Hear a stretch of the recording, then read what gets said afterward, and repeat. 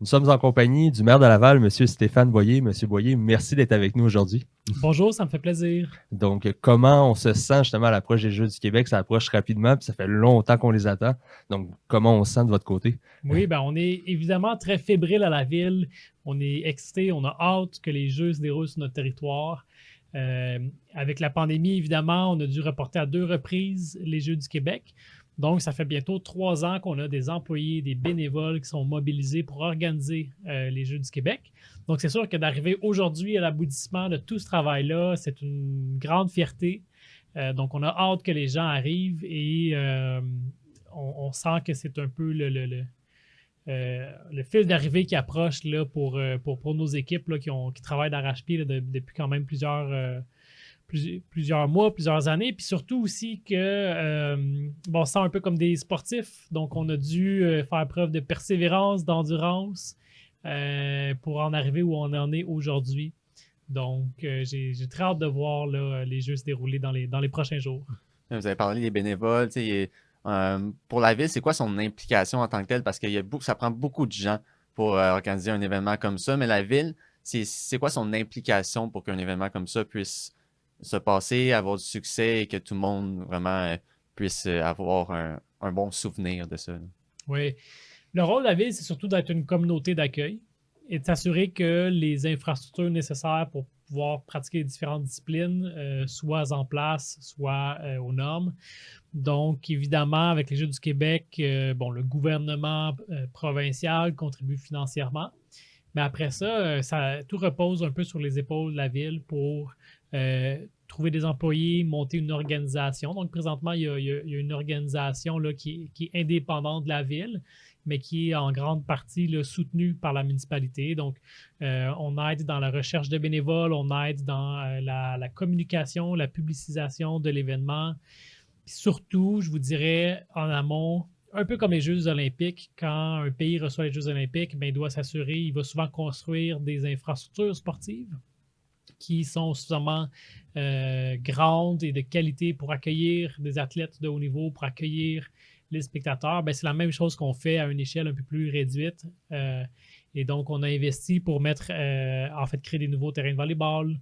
On a créé une piste d'athlétisme.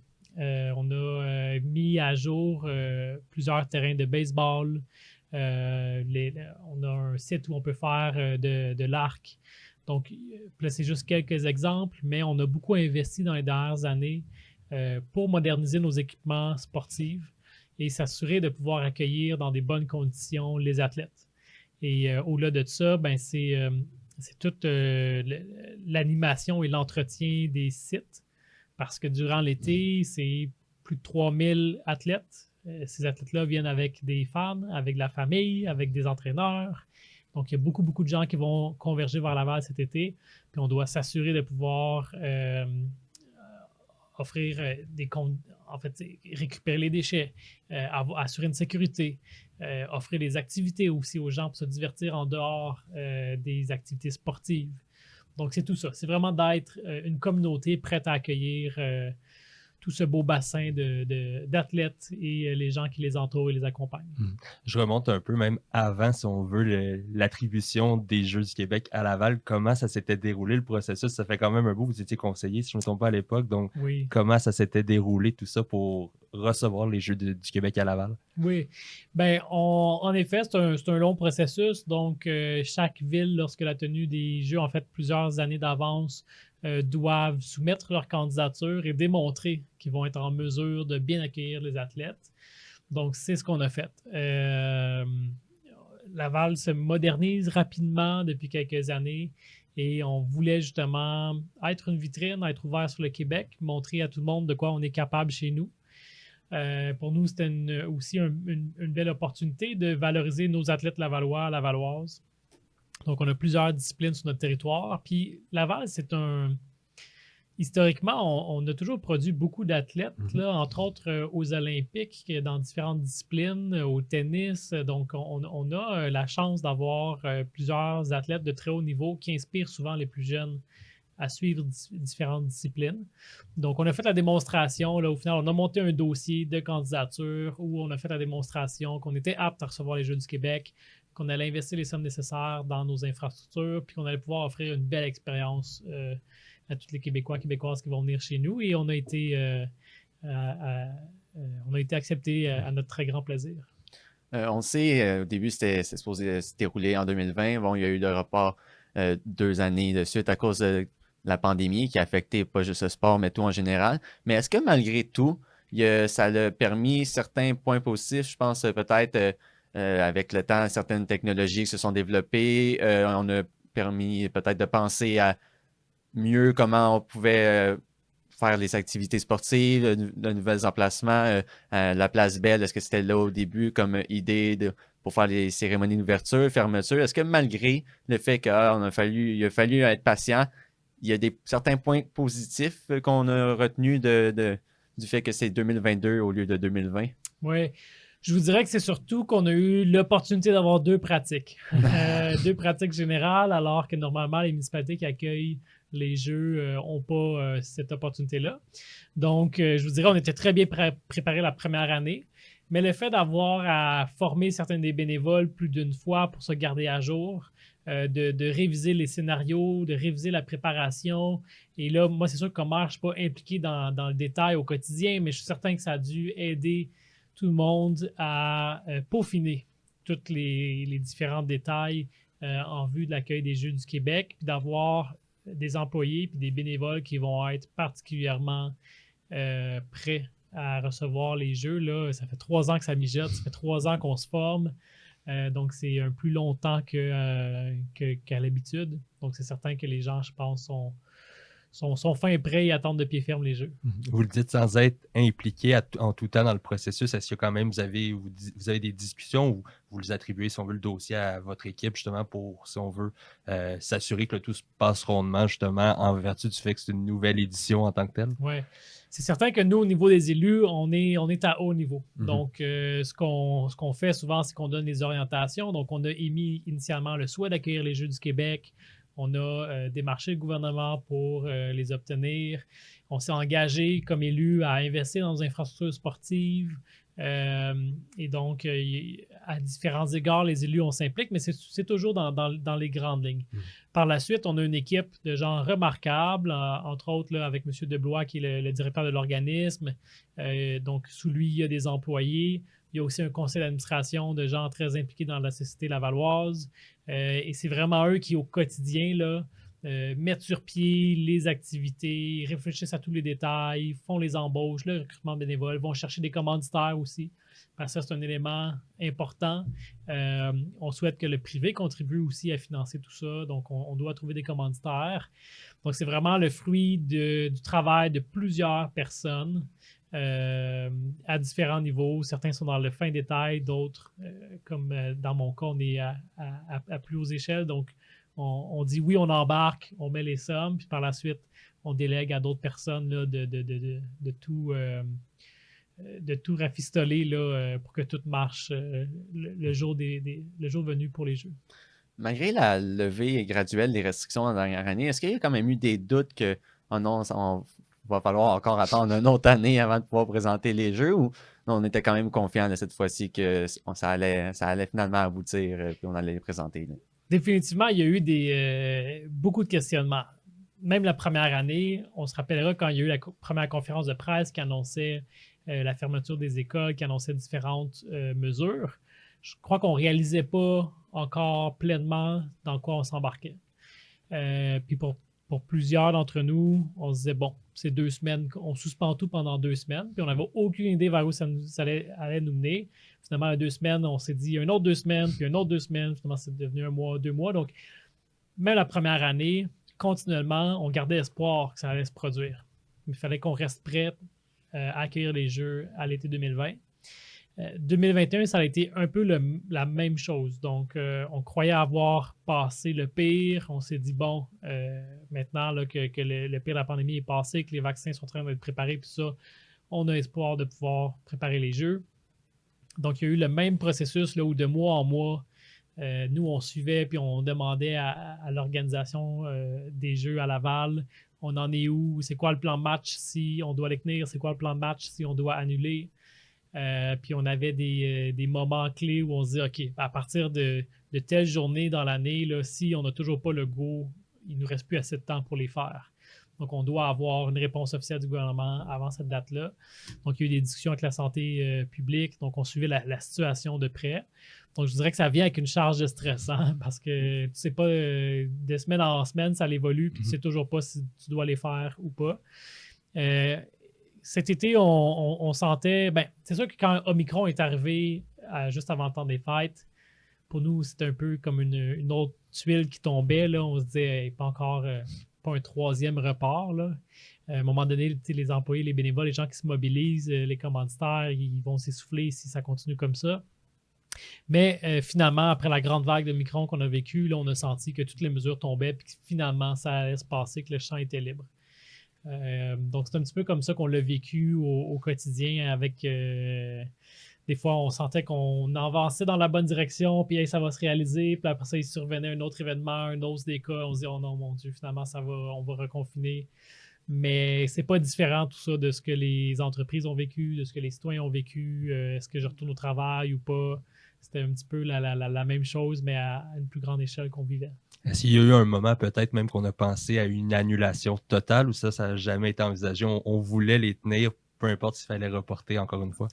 Notre grande préoccupation, c'était si on reporte trop longtemps les Jeux du Québec, il y a quand même d'autres villes qui ont appliqué pour les années subséquentes. Donc, notre préoccupation, c'est est-ce qu'il n'y aura pas une décision de simplement faire sauter les Jeux qui devaient se passer à Laval pour passer à la prochaine ville. Donc ça, c'était en effet une inquiétude. Là. On voulait avoir les Jeux. Heureusement, ça ne s'est pas produit. Donc, on a pu les maintenir. Puis je dois admettre qu'on a eu une très bonne collaboration de la part de l'Organisation des Jeux du Québec, de la part du gouvernement provincial aussi, qui comprenait bien notre désir de pouvoir maintenir les Jeux, malgré le fait qu'on ait dû le reporter dans le temps. Vous avez mentionné Marc Deblois tout à l'heure. Est-ce que ces personnes-là, Émilie Duquette, Marc Deblois, Alexandre Despatie, le porte-parole, est-ce que vous avez eu la chance de communiquer avec eux?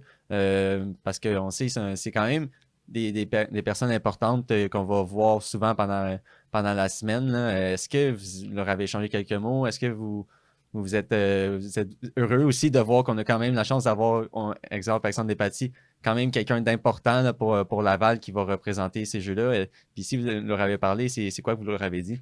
Oui, bien, évidemment, on les rencontre sur une base relativement régulière. C'est-à-dire que dans les dernières 2-3 années, à plusieurs fois, l'équipe de M. Deblois vient présenter au comité exécutif de la Ville l'avancement des travaux, des projets. On en est rendu où dans l'organisation. Et là, maintenant que les Jeux du Québec prennent vie, maintenant, c'est plus tant des rencontres de travail, mais c'est rendu plus d'être sur le terrain, voir comment ça se passe. Donc, par exemple, il y a quelques semaines, j'étais à une journée de formation, un samedi, on formait des bénévoles. Donc, avec M. Despatie, avec M. Deblois, on s'est présenté sur place, accueillir les gens, dire un petit mot d'introduction, prendre le pouls, voir comment ça va, comment les gens envisagent ça. Et c'est ce que je vais faire une bonne partie des jeux. Donc, aller sur le terrain, voir comment les compétitions se déroulent, rencontrer nos athlètes, les familles. Donc, évidemment, à chacune de ces occasions-là, on se croise là, régulièrement. En vous suivant un peu sur les réseaux sociaux, on peut voir que vous avez quand même un fort intérêt pour le sport. Je ne me trompe pas là, en disant ça. Oui, et j'aime bouger. Je ne suis pas un sportif en tant que tel, mais je considère que le sport, c'est important. Pour moi, le sport, c'est bien plus que juste une balle, une rondelle. Quand on fait partie d'une équipe sportive, on développe des valeurs.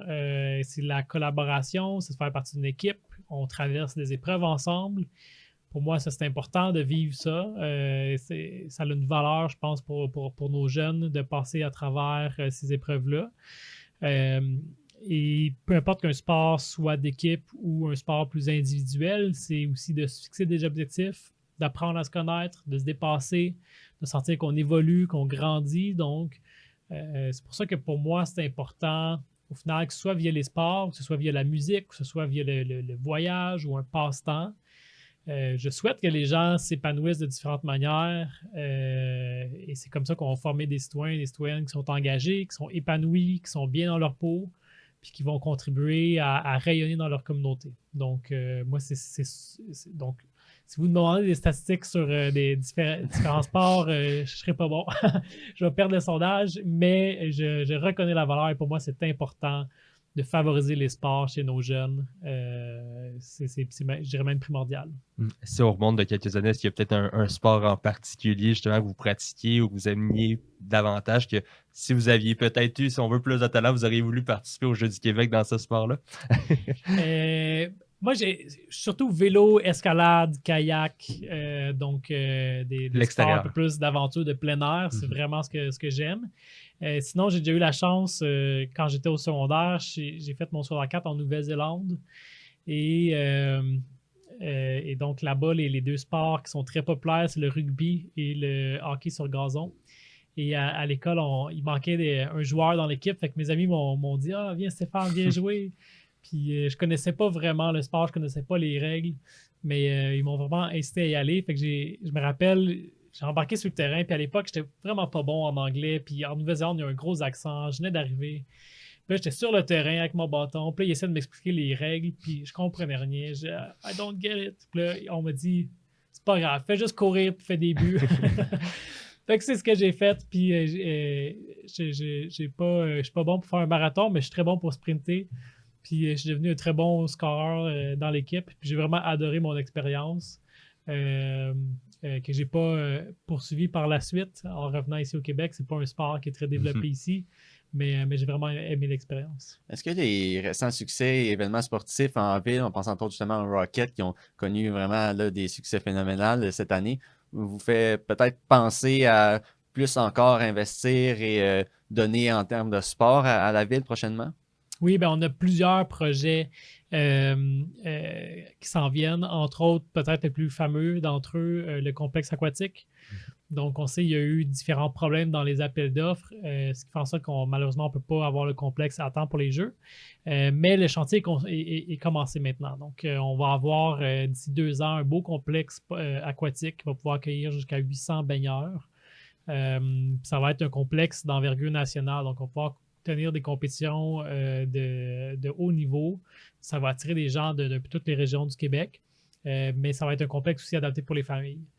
Puis on regarde en ce moment aussi d'autres projets pour des nouvelles infrastructures sportives. On sait qu'il manque de gymnase pour faire des sports en gymnase. On sait qu'il y a des besoins pour des terrains intérieurs de soccer. Le soccer est un sport en croissance. On a des milliers de jeunes lavallois qui pratiquent cette discipline-là. Donc, on veut voir comment est-ce qu'on peut avoir des meilleures installations, entre autres pour l'hiver, pour que les gens puissent continuer à jouer même l'hiver. Donc, on regarde aussi pour faire d'autres investissements dans les prochaines années. Monsieur Boyer, merci beaucoup en fait pour votre temps. Puis on espère se retrouver justement sur un plateau sportif au cours des Jeux du Québec dans les prochaines semaines. Avec grand plaisir. Merci.